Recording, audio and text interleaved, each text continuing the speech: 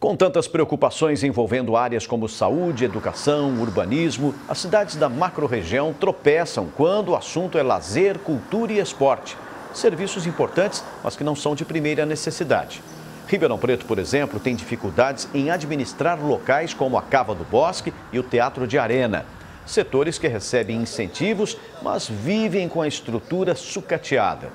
Cada vez mais a sociedade se pergunta: por que não repassar este tipo de serviço para a iniciativa privada?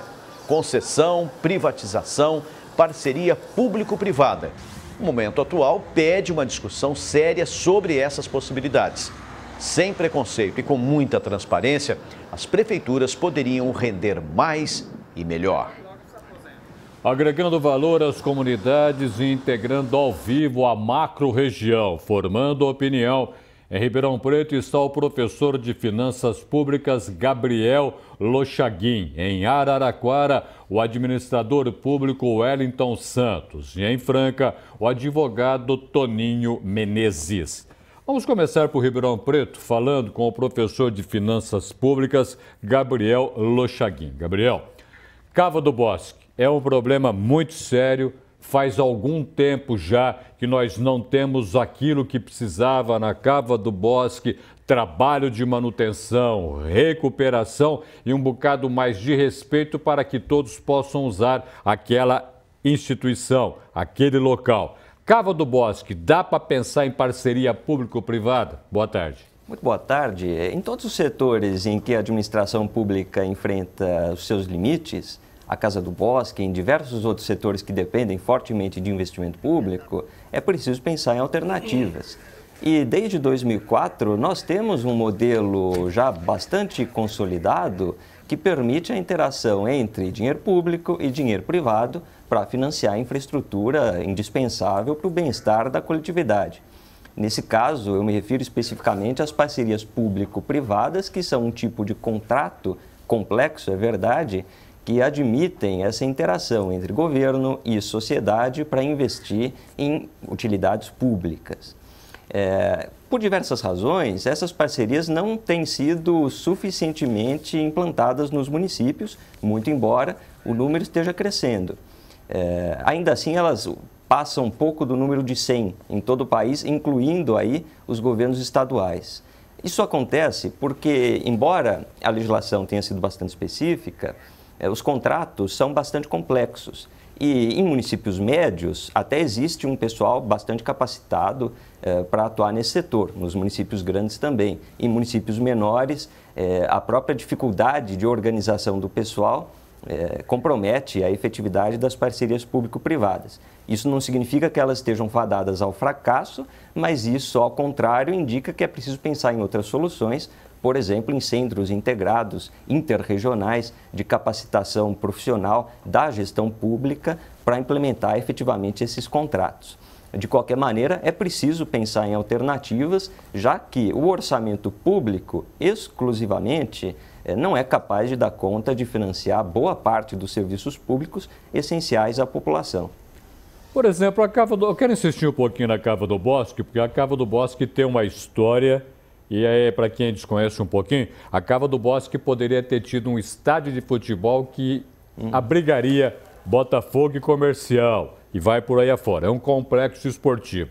Como complexo esportivo, como é que ela deve ser tratada? Por um exemplo, se vier uma parceria público-privada, a gente faz a parceria, cobra de quem vai frequentá-la, de onde a gente tira recurso, como que a iniciativa privada pode trabalhar a Cava do Bosque? Está aí justamente o interesse das parcerias público-privadas. Elas permitem uma diversidade de financiamento. No modelo clássico de concessão, essa remuneração da empresa privada que investe em colaboração com o setor público viria quase que exclusivamente de tarifas. Na parceria público-privada, sem dúvida que o setor privado pode ser remunerado pelas tarifas, mas ele encontra uma série de outras contrapartidas. Então, por exemplo, existe a participação mais direta do setor público com aporte de capital num período mais longo de tempo. Existem garantias, inclusive, fornecidas por outros entes da federação, como o governo federal, para parcerias municipais. Então, a riqueza da PPP é que ela oferece um conjunto muito diversificado de possibilidades de financiamento da empresa privada. Mas, grosso modo, seriam as tarifas, os aportes do governo, as garantias de outros entes públicos, empréstimos de organismos até multilaterais, que muitas vezes se interessam por financiar esses projetos. Tudo depende da modelagem e da inteligência da administração pública para formular esses contratos. Vou a Araraquara agora, administrador público Wellington Santos. Wellington, começar por você, querendo saber por que, se tem alguma explicação, o Parque do Basalto foi fechado depois de ter antes uma parceria com uma universidade da cidade que cuidava dele. Agora não tem e está fechado? É um problema para a população ou para a administração? Boa tarde. Boa tarde. O Parque do Basalto, ele era utilizado pela nossa universidade aqui de Araraquara, a Uniara, para o desenvolvimento das suas atividades de ensino, pesquisa e extensão, né? Com a inviabilidade da sua manutenção, a prefeitura assumiu o parque, né? E agora cabe ao DAI fazer a sua manutenção, né? E pensar em formas de utilização. Recentemente foi divulgado um chamamento, né, para manifestação de interesse para a assunção, né, da administração, né, do parque pela iniciativa privada através de parceria público-privada, né? É uma iniciativa interessante que busca viabilizar a utilização desse bem público pela população, né? Agora, ela acaba sendo inserida, né, como você não tem ali serviços que podem ser utilizados especificamente, então os recursos acabam sendo necessários, né, os recursos gerais do município, né? É a única forma de você viabilizar a manutenção desse parque, né? É uma situação em que você tem uma parceria em que apenas o poder público acaba pagando pelos seus custos, né?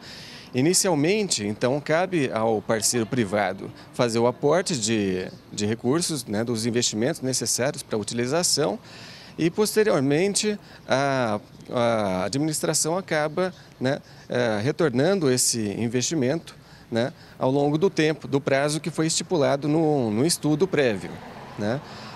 Isso depende do tempo necessário para fazer esse retorno para o parceiro privado. Tem que garantir esse retorno, porque senão não há interesse, né?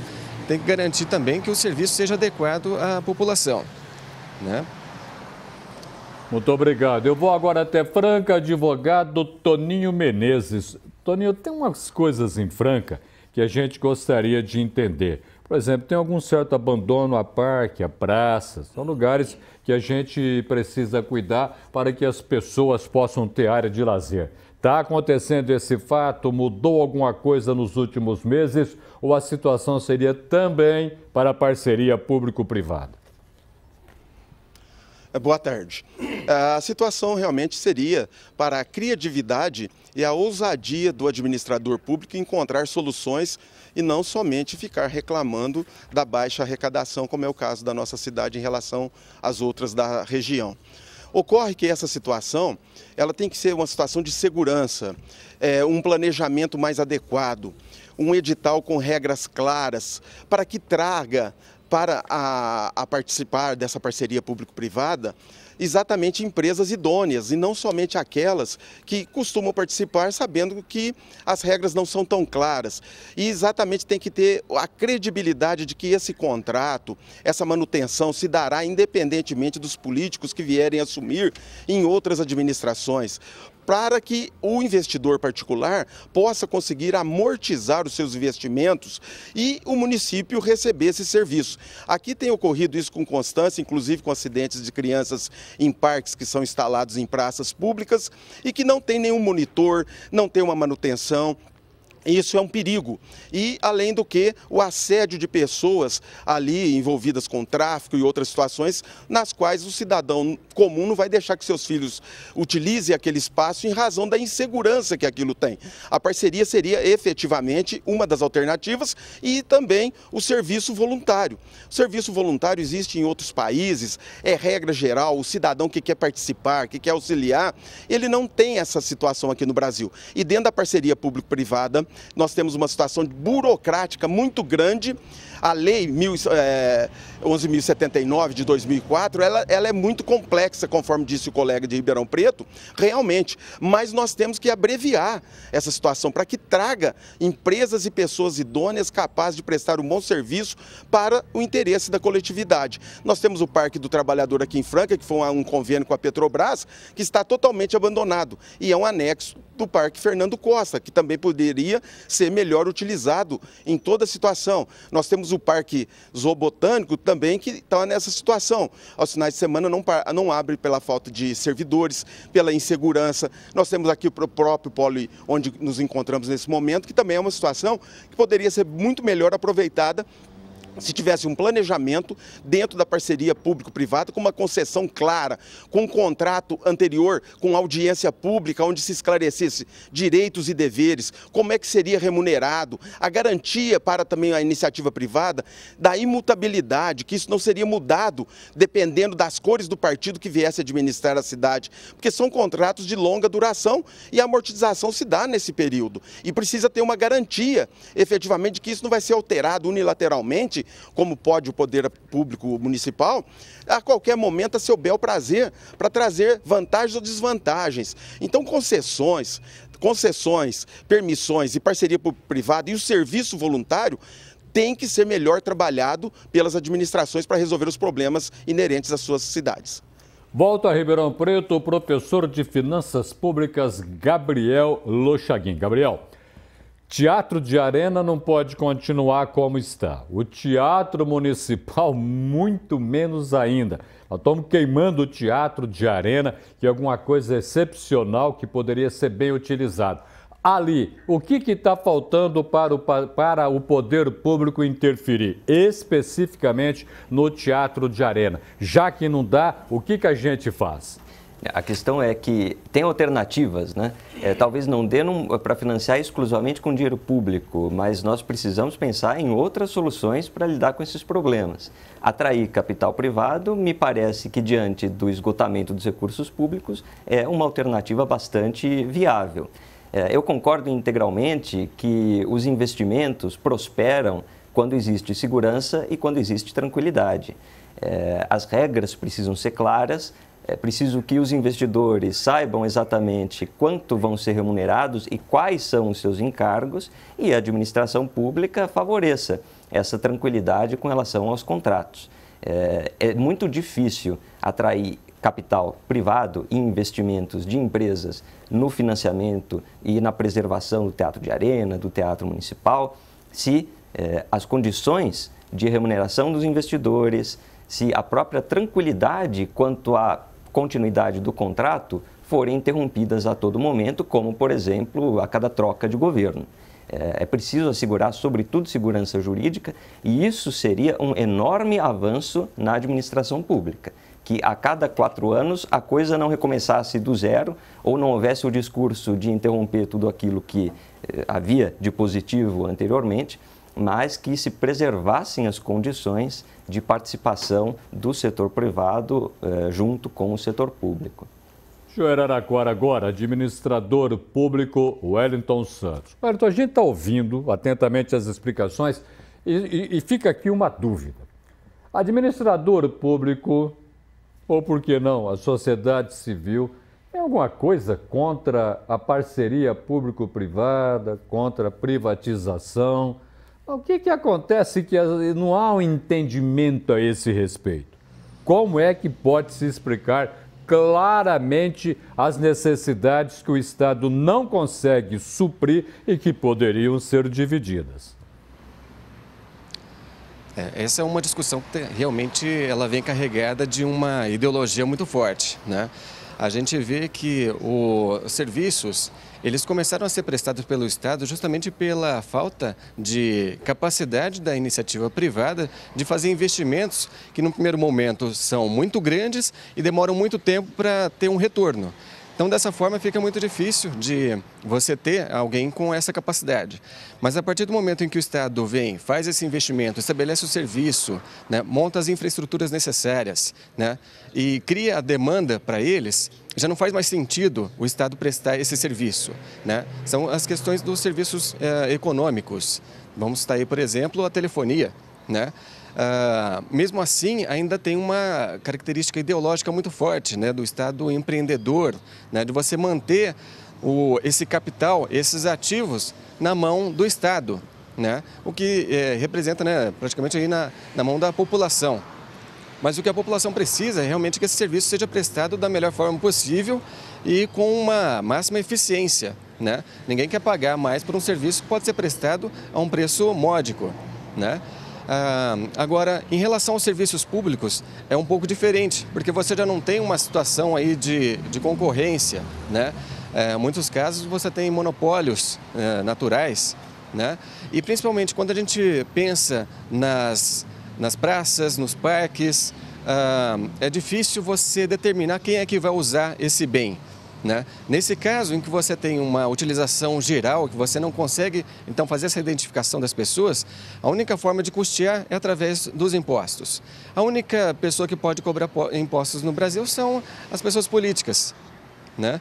Então, é por isso que é necessário o aporte de dinheiro público, mas é necessário um cuidado. A parceria público-privada ela é como um cartão de crédito. Você vai fazer ele agora, mas a fatura vai ser cobrada depois. E vai ser cobrado através dos recursos públicos, né? Então é necessário esse cuidado e daí a dificuldade do pessoal e muitas vezes de viabilizar esses projetos, né? Como disse, né, em Ribeirão Preto, o nosso corpo, né, técnico, ele está muito concentrado em poucas cidades, né? Tá, obrigado, perfeito. Voa Franca agora, advogado Toninho Menezes.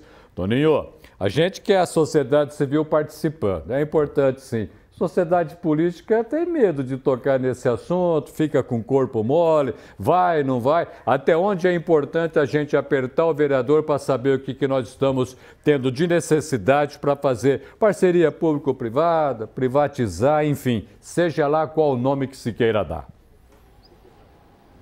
Na verdade, nós temos uma situação muito delicada na classe política que até o momento não entendeu ainda a modificação que está ocorrendo. Hoje em dia o cidadão não aceita mais aquela inércia de ficar somente dando nome de ruas, homenageando, fazendo algumas situações que não traz nenhum e não agrega nenhum valor ao município. Na verdade tem que se correr atrás, cobrar, e não é porque faz parte da base governista ou se é da parte contrária, oposição, ele tem todo o direito de questionar na tribuna da Câmara Municipal e essa situação e apresentar soluções. Hoje em dia, a facilidade que se tem através da internet, tudo se copia, nada se cria. Ou seja, a pessoa entra lá, copia, cola um projeto que não atende às especificidades locais, o interesse da sociedade local, que é totalmente contrário àquela cópia que se foi feita em alguns outros locais. Por isso que os contratos da parceria público-privada, no primeiro momento, a partir de 2004, tiveram vários questionamentos. Porque, na verdade, ele não era claro o suficiente do que se queria, o que era direito, o que era dever do cidadão, quem poderia utilizar, como é que seria a forma de retribuição desses valores, os prazos, alterações desse contrato. Então, essas regras claras têm que ser muito bem tratadas, como eu disse anteriormente, em audiência pública, aberta à sociedade de uma forma geral, e audiências essas que têm que ser realizadas em horário compatível para que o cidadão possa participar, e não às 3 da tarde numa segunda-feira, onde nenhum cidadão pode ir lá acompanhar e somente permanece as mesmas situações. A verdade é que há uma acomodação da nossa classe política em somente reclamar e a facilidade de se criar impostos tentando resolver os problemas dessa maneira, quando na realidade é uma série de outras soluções que podem ser adotadas. Muito bem lembrado das reuniões das 3 horas da tarde, quando ninguém participa. Integraram a macro-região. Na edição deste sábado do Jornal da Clube, em Ribeirão Preto, o professor de Finanças Públicas Gabriel Lochaguim. Em Araraquara, o administrador público Wellington Santos. Em Franca, o advogado Toninho Menezes. Confeito, ouvimos falar da Cava do Bosque, ouvimos falar do Teatro de Arena, Teatro Municipal, lá em Araraquara, do Parque do Basalto, tudo aquilo que poderíamos pensar em levar para a iniciativa privada também tomar conta. Continuamos com preconceitos. Muitos e interesses contrariados. A Constituição garante o direito, mas o orçamento não viabiliza esse direito. Então, muitas vezes é acionado o judiciário exatamente para não se ter justiça. Esse que é o fundamento e tumultua completamente o pouco de planejamento que o setor estatal, a nível de município, mas não só de município, acaba tendo. Os valores e as regras que moldam o capitalismo não são cláusulas pétreas. Eles mudam conforme o tempo. Vão se adequando conforme, revolucionariamente, a época em que ele se aplica. Nós estamos no capitalismo de Estado, já atrasadamente aguardando o capitalismo de mercado. Esse é o dado fundamental, para tanto, já estão necessárias 3 saídas. Há muito tempo, as concessões e as permissões, a permitente, que nos contratos são chamadas de permissionárias, as concessões marcaram durante todo o tempo e ainda continuam marcando, por exemplo, o transporte coletivo, a existência do transporte coletivo em Ribeirão Preto. Há municípios em que o transporte coletivo é estatizado por esse Brasil afora. Mas esse é um dado fundamental. O outro é através das privatizações. O risco que se corre é que, na medida em que se estatiza uma empresa, junto com ela se estatiza também as cabeças. E aí é que fica difícil. O outro dado excelente foi que, a partir de 2004, pelo menos começou a se tocar num tabu tremendo, que é o dado de se fazer parcerias público-privada, através da qual a eficiência, e mais do que a eficiência, a eficácia, que são realidades e apanágios do setor privado, fossem transferidas gradativamente para o setor estatal, que nunca se vai ter eficiência e a eficácia. Eficiência é fazer a coisa bem feita, eficácia é fazer a coisa certa. Nunca teria eficiência do setor privado, mas o setor estatal precisa apresentar resultados que devem ser cobrados pela sociedade civil, por aqueles todos que representam a necessidade de fiscalizar e mais, verificar na realidade que 2 profetas previram a evolução do regime capitalista e do Estado, no lado político, e do lado econômico, Schumpeter, que foi, em primeiro lugar, aliás, em primeiro lugar nós tivemos do lado político Montesquieu. Ele estabeleceu balizas no livro O Espírito das Leis. Ele diz claramente: o Estado deve oferecer à sociedade apenas e tão somente segurança e justiça. E ele não tem oferecido nem segurança na plenitude, porque a segurança é gênero de primeira necessidade, e nem justiça. E o outro, o profeta na área econômica, foi Schumpeter, que anunciou na sua teoria aquilo que é fundamental, que é a destruição criadora. O antepassado do analógico, é também uma visão schumpeteriana, o pré-histórico do digital é o analógico. Isso não é tão tempo, mas parece longe demais. O gramofone foi o antepassado sepultado pela vitrola, que também foi sepultada pela evolução da tecnologia. A tecnologia, que é sempre a ciência aplicada, acabou revelando dados que nós não conhecíamos. Por exemplo, nem se esperava que algumas profissões seriam praticamente sepultadas, de maneira claramente seria sepultada com o tempo. E isso ficou difícil. Na verdade, as transformações são uma porta que só se abre por dentro. E eu selecionaria aqui 4 sínteses. Em primeiro lugar, é que há sempre um momento no tempo em que uma porta se abre e deixa entrar o futuro. Segundo, para tentar entender essas dificuldades, inclusive de aceitação de pessoas do presente, é que muitas, às vezes, o que é bom, o que é lícito, o que é correto, o que é realizável no futuro, pode parecer errado no presente. Terceiro lugar que nós queremos lembrar é que uma coisa é governança, que nós precisamos estabelecer, e outra coisa é governo. Quanto mais governo, menos governança. E aqui está o paradoxo que deve ser estudado, analisado na academia, na sociedade civil e através das lideranças todas, cobrando uma alteração constante desse dado. Terceiro lugar, com as ferramentas do passado, não se constrói o futuro.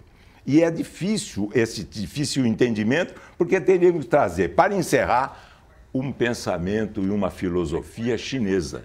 Todas as flores do presente, todas as sementes do presente estão grávidas das flores do futuro. A minha opinião, Roberto. Muitíssimo obrigado pela sua opinião e pela sua participação no Jornal da Cruz. Não acertou só a opinião do jogo do Brasil, mas está valendo. Bom, eu acho que o Brasil poderia dar certo com o tempo de seleção fazendo a preliminar do jogo do Corinthians. Assim será. Obrigado. Obrigado, muito obrigado pela sua colaboração, Roberto.